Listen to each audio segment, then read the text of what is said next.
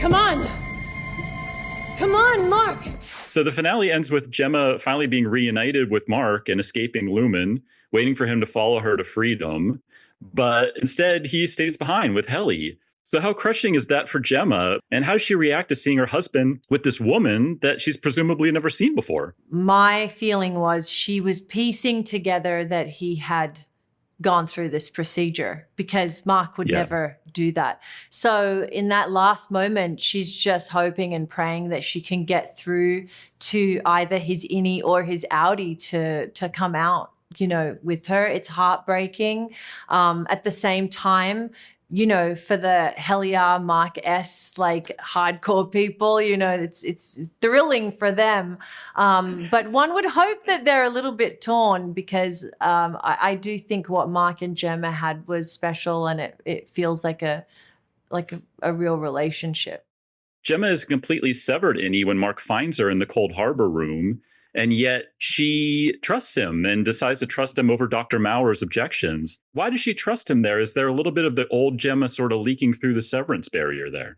I think all of the innies have parts of their outies, whether they're deeply buried. For example, in season 1, Mark makes the tree out of clay in the wellness center with Miss Casey, and there's a tree in the room. So I don't know if that leads him, but there's things that they feel that they don't quite know how to explain. And I think just like Miss Casey running off with him, you know, out of the building and just trusting him and like walking out that door, I think on some level, like all of Gemma's little innies would probably have this instinct to trust Mark just because of their, even though they have no recollection of who he is or their relationship, they would probably trust him. I know you can't say anything about season 3, but just her standing at that door like that, what do you think Gemma's state of mind might be after this, being on the outside now? Do you think she's going to try to take down Lumen from the outside and get Mark out of there? I mean, there are so many possibilities. She also has all these innies, right?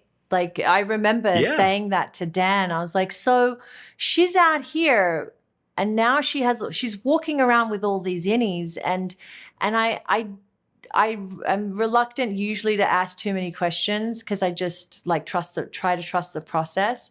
And I think Dan just sort of like raised his eyebrows at me. So I'm just excited if we are blessed and get the opportunity to do this again. I just think Dan is such a brilliant writer. The level of detail he goes into with I'm you know, the writer's room, it's just extraordinary. And he's really created, you know, with this amazing group of people, something extraordinary.